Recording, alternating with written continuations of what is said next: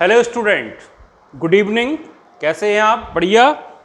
चलिए, आज मैं class 10 mathematics pairs of linear equation two variable NCERT exercise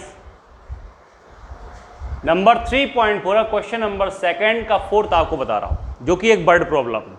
और वर्ड प्रॉब्लम मैंने आपको बताया था कि जो फाइंड आउट करना है उसको सबसे पहले गिवन कंडीशंस के हिसाब से लेट किया जाएगा। क्या किया जाएगा? लेट किया जाएगा। जो फाइंड करना है उसको सबसे पहले गिवन कंडीशंस के हिसाब से। चलिए करते हैं, क्वेश्चन को पढ़ते हैं। क्या कहता है question? Meena went to a bank to withdraw ₹2000। Meena जो है एक बैंक गई, उसने वहां से विथड्रॉ मतलब 2000 रुपीज निकाले बैंक से। अब she asked the cashier to give her ₹50 and ₹100 notes only. उसने कैशियर से बोला कि उसको सिर्फ 50 रुपए के और 100 रुपए के नोट चाहिए, 50 रुपीज और 100 रुपीज के ही नोट चाहिए, इनके अलावा और कोई नोट नहीं चाहिए। तो Meena got 25 notes in all. Meena को सिर्फ और सिर्फ 25 नोट्स मिले। उसमें ₹50 के भी नोट शामिल हैं, ₹100 के भी नोट शामिल हैं। उसको जो है ₹50 और 100 के टोटल नोट्स जो मिले वो कितने मिले? 25। क्लियर है? Find how many notes of ₹50 and ₹100 she received. आपको ये पता लगाना है, ये फाइंड करना है, ये निकालना है, आपको ये ज्ञात करना है कि उसको जो है कितने ₹50 के नोट्स मिले और कितने 100 के रुपीस के नोट्स मिले। क्लियर है? और आपको पता है कि टोटल नोट्स कितने हैं? 25। क्लियर है? अपन लोग पढ़ रहे हैं pairs of linear equation two variables, मतलब जो इक्वेशंस बनेंगी वो 2 वेरिएबल्स बनेंगी। क्लियर है? तो जब 2 वेरिएबल्स बनेंगी यहाँ पे जब इक्वेशंस, तो अपन लोग सबसे पहले अलग अलग लेट करेंगे। तो सॉल्यूशन करते हैं इसका। तो सॉल्यूशन में सबसे पहले लेट करेंगे, लेट नंबर ऑफ ₹50 नोट्स कितना x and number of ₹100 notes कितना y। अपन लोगों ने लेट किया कि 50 रुपीज़ के जो नोट्स थे वो x हैं और ₹100 के जो नोट्स हैं वो कितने हैं? y हैं। तो आपको पता है टोटल नंबर ऑफ नोट्स कितने हैं? वो कितने हैं? 25। तो इसका मतलब क्या हो गया? x प्लस y दोनों मिला के कितने हैं? 25। तो इस वजह से आपकी इक्वेशन नंबर 1 फॉर्म हो गई, बन गई इक्वेशन नंबर 1। क्लियर है? अब अपन लोग फिर से बात करते हैं अकॉर्डिंग टू क्वेश्चन। क्या कहता है कि उसको जो है टोटल रुपीस कितने मिले? 2000। टोटल रुपीस कितने मिले? 2000। मतलब टोटल जो अमाउंट है वो कितना है? ₹2000। क्लियर है? अब 2000 रुपीज में 50 रुपीस के नोट्स कितने हैं? x। तो एक नोट की कीमत कितनी है? 50 रुपए। तो x नोट की कितनी हो जाएगी? 50x, 50 into x. तो मतलब 50 इंटू एक्स, इतने टोटल रुपीज हो गए। और दूसरे नोट किसके? 100 के। तो एक 100 रुपए, एक नोट की कीमत कितनी है? 100। क्लियर है? एक नोट कितना है? 100 का है। तो बाई नोट्स कितने हो गए? 100 into by plus 100 into by. और टोटल आपका जो अमाउंट था वो 2000। मतलब ये दोनों इक्वल किसकी आ जाएगी? प्लस में 2000 की। आपको ये बात समझ में आनी चाहिए। क्लियर है? आपको ये बात समझ में आनी चाहिए। 50 रुपए के जो नोट हैं वो कितने हैं? x हैं। तो आपको अमाउंट कितना मिल गया? 50 इंटू एक्स। एक नोट का जो अमाउंट है वो 50 रुपए है, तो x नोट का कितना हो जाएगा? 50x। और बाई नोट का कितना? बाई 100 रुपये। एक नोट का जो 100 का है उसका अमाउंट कितना? 100। तो बाई नोट कितना हो जाएगा? 100 इंटू बाई। और दोनों मिला के ही 2000 है, क्योंकि टोटल रुपीज कितने हैं उसने निकाले, कितने विथड्रॉ किए? 2000 ही नोट किए। Is that clear?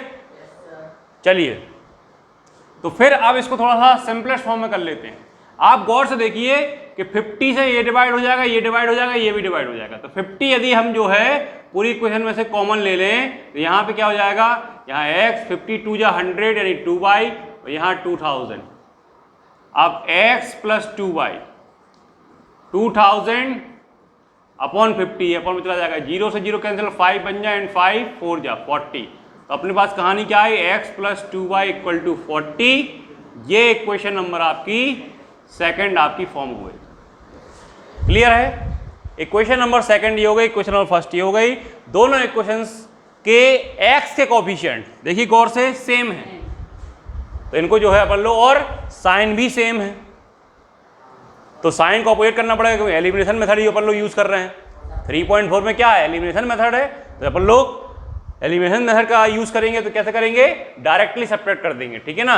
तो क्या करेंगे अपन लोग, on subtracting equation first from equation second, first में को अपन लोग सेकंड से माइनस कर रहे हैं, क्योंकि देखिए 2y है, 2y में से y चला जाएगा, 40 में 25, तो बड़े में से छोटा। आप फर्स्ट में से सेकंड नहीं माइनस कर सकते हैं, कोई दिक्कत नहीं है, लेकिन जो लिख रहे हैं उसके अकॉर्डिंग या फिर जो कर रहे हैं उसके अकॉर्डिंग लिखना पड़ेगा, ठीक है। मन में ये नहीं कि आपने यहाँ सेकंड लिख दिया फिर उल्टा माइनस कर रहे हैं, नहीं, जो लिख रहे हैं वैसे, या नहीं लिखना तो आप डायरेक्ट ले देंगे ऑन सब्ट्रैक्टिंग, डायरेक्ट माइनस कीजिए, ठीक है। क्लियर है? तो यहाँ पे सेकंड में से फर्स्ट माइनस करना है, तो x प्लस 2y 40 पहले और x plus y is equal to 25। अब देखिए ये माइनस हो गया, ये माइनस, ये कैंसिल आउट, 2y में से y है, कितना बचा y, 40 में 25 कितना बचा 15, तो y की वैल्यू कितनी आ गई, 15 आ गई। क्लियर है? x की वैल्यू निकालते हैं, तो फ्रॉम इक्वेशन फर्स्ट की बात करेंगे, तो first equation x plus y 25 है, तो x plus y y 15 equal to कितना हो जाएगा 25, यानी x की वैल्यू क्या हो जाएगी 25 माइनस 15, तो x कितना हो जाएगा 10। तो आपके पास क्या आंसर आया, आपको लिखना पड़ेगा, हैंस नंबर ऑफ ₹50 नोट्स कितना है 10 है, एंड नंबर ऑफ ₹100 नोट्स कितना हो जाएगा बाई का मतलब 15। क्लियर है? आएगा समझ में? दोनों का सम देखिए 25 आ रहा है, टोटल नोट 25 हो गए आपके, मतलब आपने सही किया है। दूसरी कंडीशन चेक करते हैं, 50 रुपए कितने नोट हैं आपके 10, तो टोटल अमाउंट कितना हो गया 500, और आपके जो है 100 रुपीज़ से कितने नोट्स हैं आपके 15, तो ये कितना है 1500, और टोटल आप रुपीज़ निकालेंगे कितना है 2000, और 2000 रुपये ही उसने बैंक से विड्रॉ किए थे, 2000 रुपीज़ ही विड्रॉ किए थे उसने। क्लियर है? आई थिंक आपको समझ में आया होगा। क्लियर? तो नोट कर लीजिए आप लोग वीडियो को रोककर नोट कीजिए।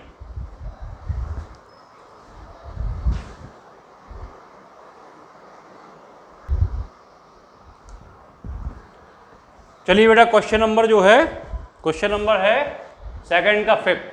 A lending library has a fixed charge for the first 3 days and an additional charge for each day thereafter. Sartha paid ₹27 for a book Cat for 7 days, while Susie paid ₹21 for the book C Cat for 5 days. Find the fixed charge and the charge for each extra day. कहने का मतलब जो है, एक सारथा है, एक sushi है। सारथा और सूसी ने बुक्स इशू करवाई लाइब्रेरी से। क्लियर है?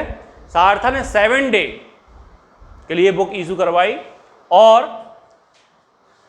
सूसी ने 5 डेज के लिए। तो सारथा को ₹27 देने पड़े और सूसी को ₹21 देने पड़े। लाइब्रेरी कहानी क्या है कि 3 डेज, जो फर्स्ट 3 डेज हैं उनके लिए फिक्स चार्ज दिया गया है, मतलब उतना तो उतना लगना ही लगना है, चाहे आप 1 दिन के लिए ले जाओ, चाहे 2 दिन के लिए ले जाओ, चाहे 3 दिन के लिए जाओ, उतना आपको लगना ही लगना है। क्लियर है? 3 डेज के लिए आपका फिक्स चार्ज दिया गया। फिर जितने दिन आप 3 दिन के बाद जितने दिन आप बुक रखे रहोगे, तो पर डे के हिसाब से आपको चार्ज लगता जाएगा। तो फाइंड वही करना है, क्या फाइंड करना है, find the fix charge. Fix charge आपको फाइंड करना है and charge for each extra day.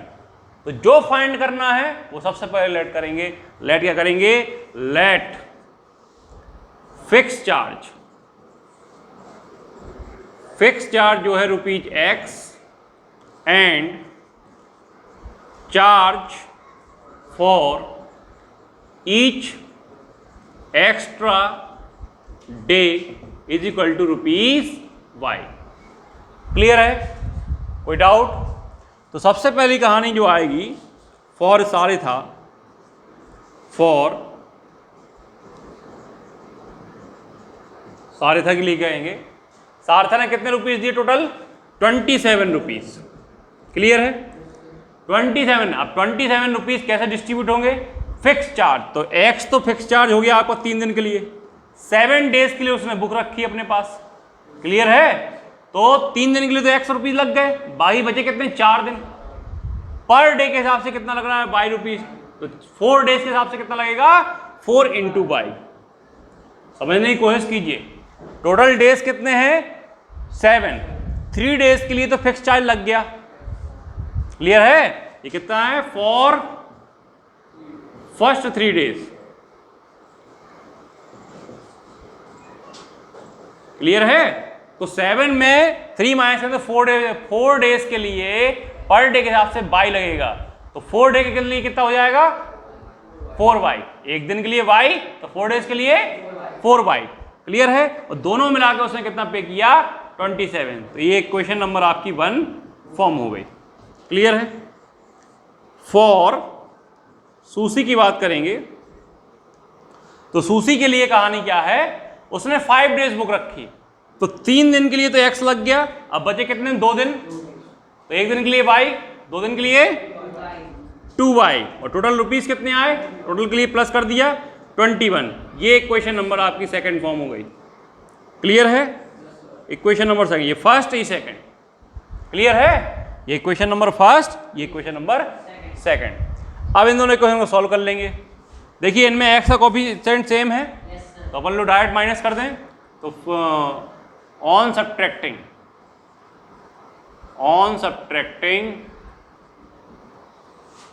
Equation, अब देखिए y का वेरिएबल किसमें बड़ा है? ये है, तो ये फर्स्ट में है, सेकंड माइनस करेंगे। ठीक है ना? इक्वेशन सेकंड फ्रॉम फर्स्ट, और कर तो अपन लोग कैसे भी सकते हैं, आएगा लेकिन माइनस में आएगा साइन। तो बेटर ऑप्शन है जो देख लें अपन लोग, x plus 4y is equal to 27, x plus 2y is equal to 21, minus यहाँ भी माइनस, यहाँ भी माइनस, कैंसिल आउट। 4y में है 2y का कितना बचा? 2y। 27 में है 21 का कितना बचा? 6। क्लियर? तो y की वैल्यू क्या आ जाएगी? 6/2, 2 1 जा, 2 3 जा, तो y की वैल्यू क्या आ गई? 3। मतलब charge for each extra day कितना आ गया? 3 रुपए के हिसाब से आपको लगेगा। अब फिक्स चार्ज निकाल लेते हैं, x की वैल्यू निकाल लेते हैं। तो फ्रॉम इक्वेशन फर्स्ट इक्वेशन क्या है? x प्लस 4y की वैल्यू 3 इज इक्वल टू 27। क्या हो जाएगा? x प्लस 4 3 जा 12, 27, तो x is equal to 27 minus 12, तो x is equal to 15। Clear है? x की वैल्यू क्या हो गई? 15। बात समझ में आया? x की वैल्यू 15 हो गई और y की वैल्यू 3। तो यहां पे हैंस लिखेंगे। हैंस क्या आएगा बेटा? Hence fixed charge. Fix charge जो हो गया वो कितना हो गया? ₹15। 15 रुपए तो आपको लगना ही लगना है। क्लियर है? And charge for each extra day is equal to ₹3। Check कर सकते हैं, सारिथा ने 7 दिन के लिए किताब ली थी। क्लियर है? तो यहाँ पे 15 रुपए तो उसको लगना ही लगना है। अब 4 दिन, तो 3 दिन के लिए 15 रुपए हो गए, 4 दिन के लिए तो 4 इंटू 3, तो 15 प्लस 12 कितना आ गया? 27 उसने रुपये दिए थे। सूसी के लिए बात करेंगे तो 15 रुपीज़ तो लगने लगने हैं, 2 दिन और एक्स्ट्रा लगे तो 3, तो 15 प्लस 6 21, उसने 21 रुपीज़ दिए थे। मतलब जो अपन लोगों ने किया है वो सही है। क्लियर है? आई थिंक आप लोगों को समझ में आया होगा। तो वीडियो को रोकिए और नोट कीजिए, आप लोग भी नोट कीजिए।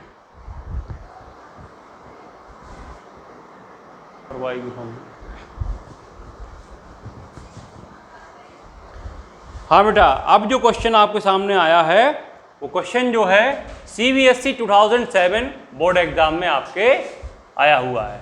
Solve for x and by x plus 1/2 plus y minus 1/3 is equal to 8, x minus 1/3 plus y plus 1/2 is equal to 9।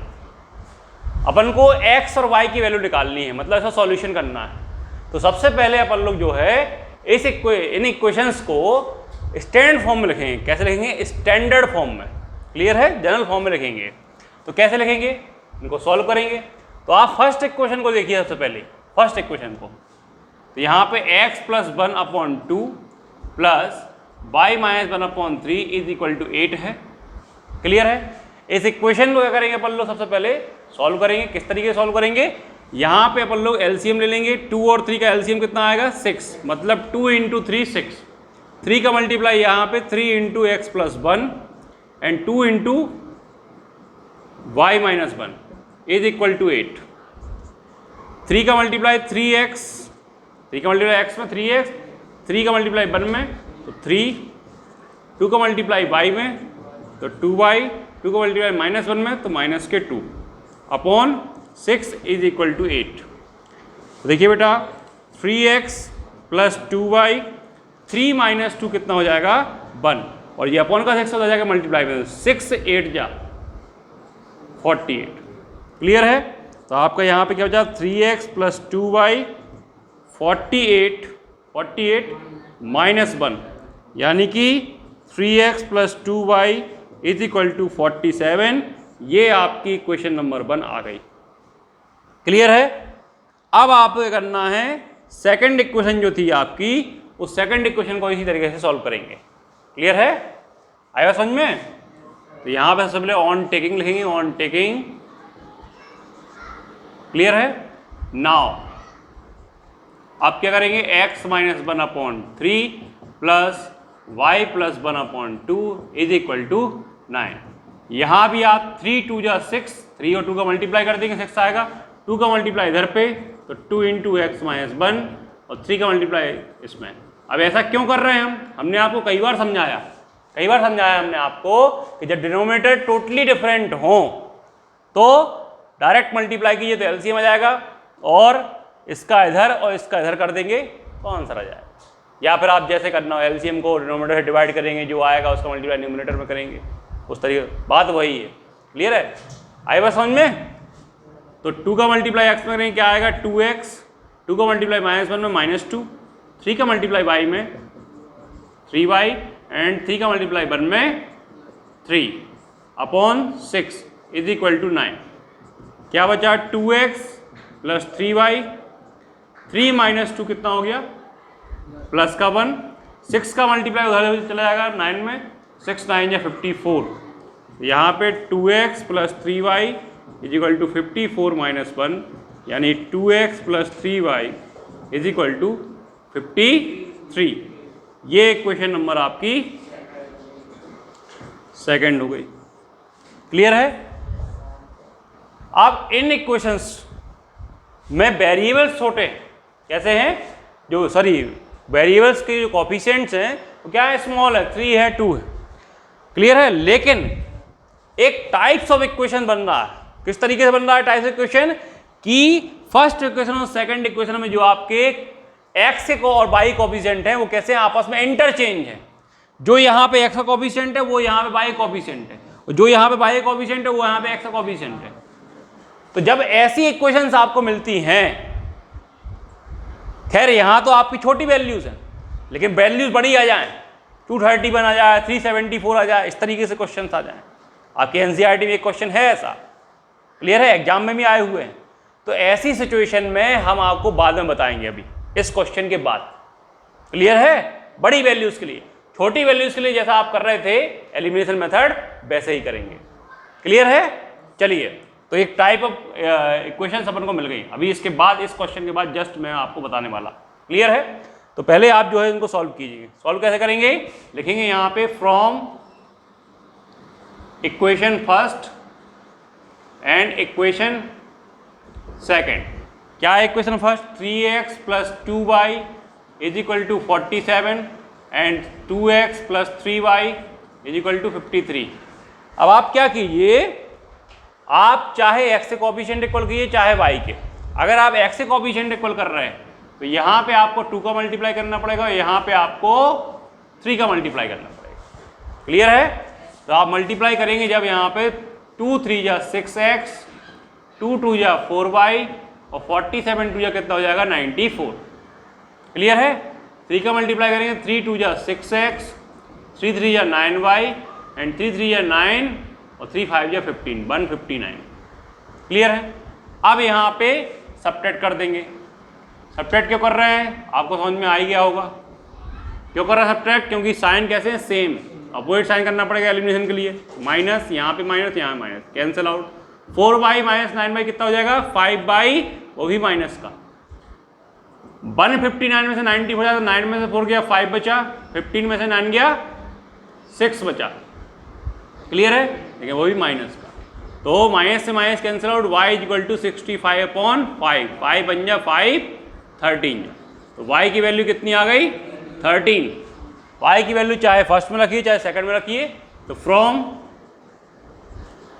Equation first 3x plus 2y, y की वैल्यू कितनी है 13 इज इक्वल टू 47।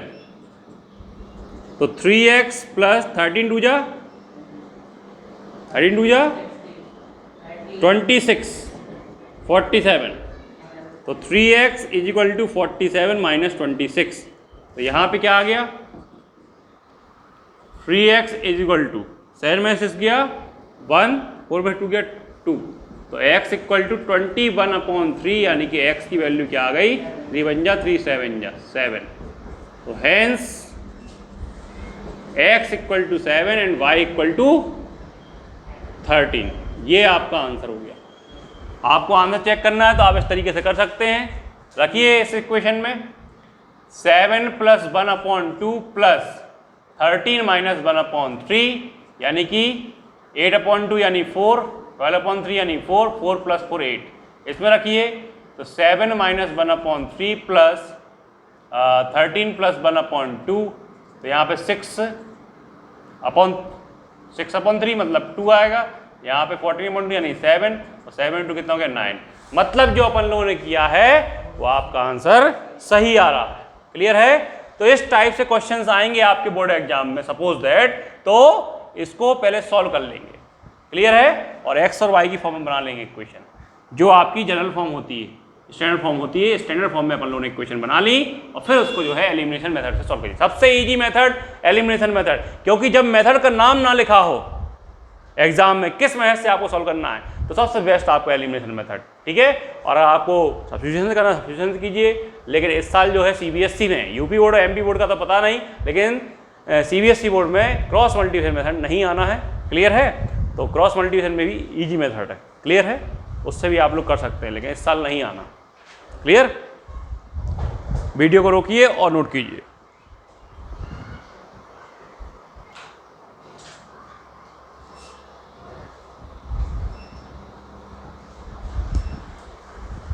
अब जो question है आपका, तो CBSE 2008 में question क्या है, solve for x and y 37x plus 43y is equal to 123 and 43x plus 37y is equal to 117।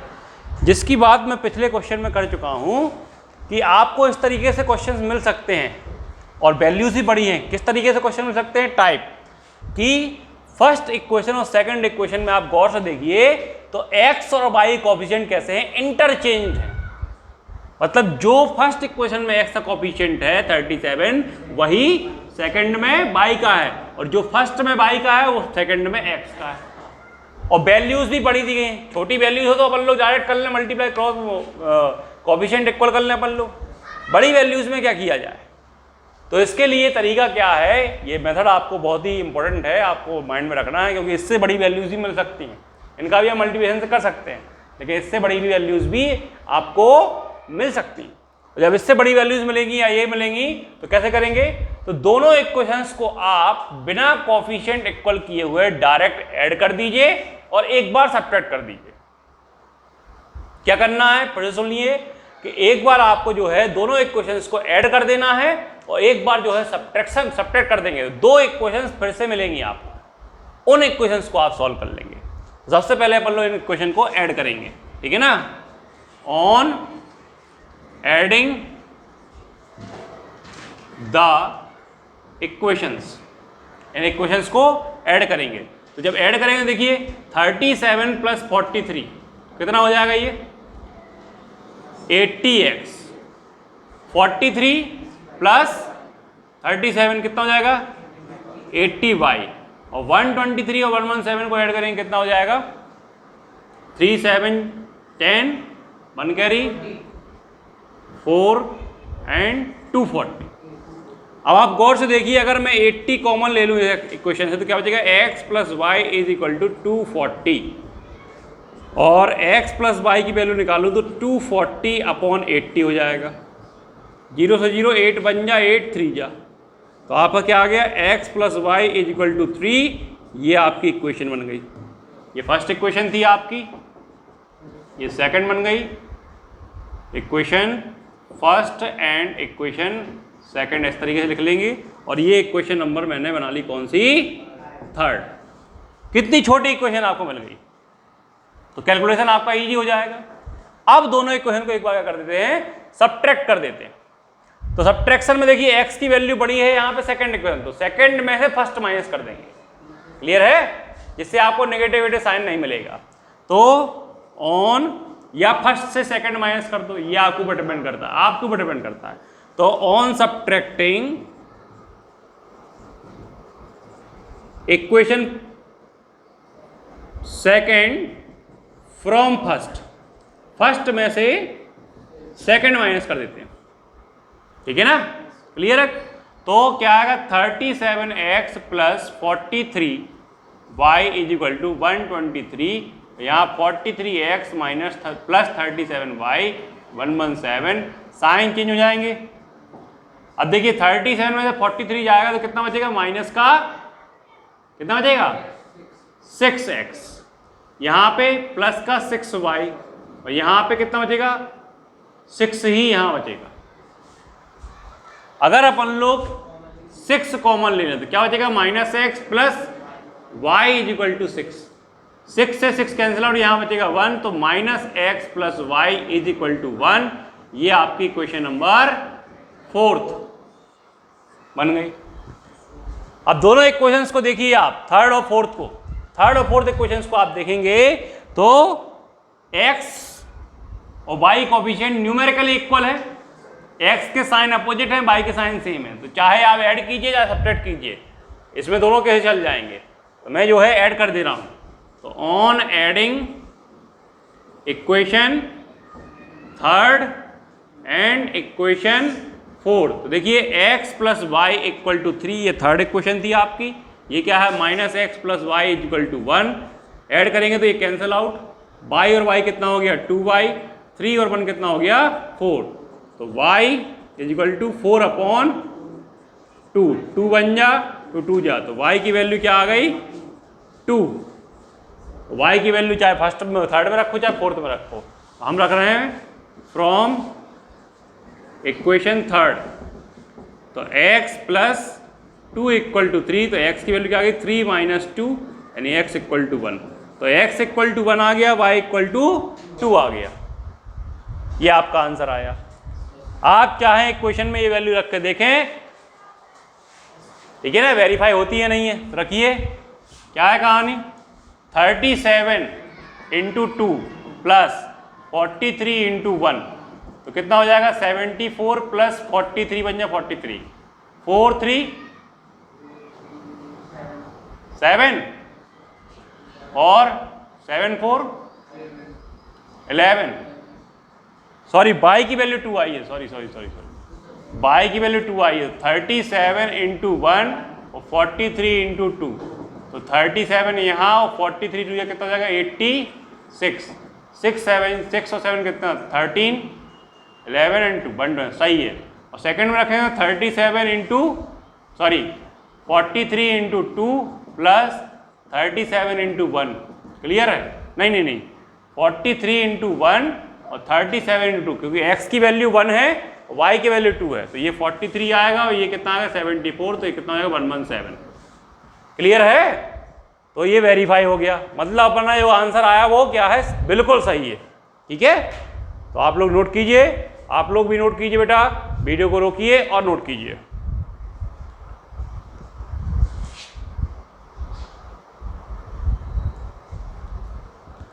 हो गया बेटा। इसी जैसा एक क्वेश्चन मैं आपको दे रहा हूं, अपने मन से आप ट्राई कीजिए, ठीक है।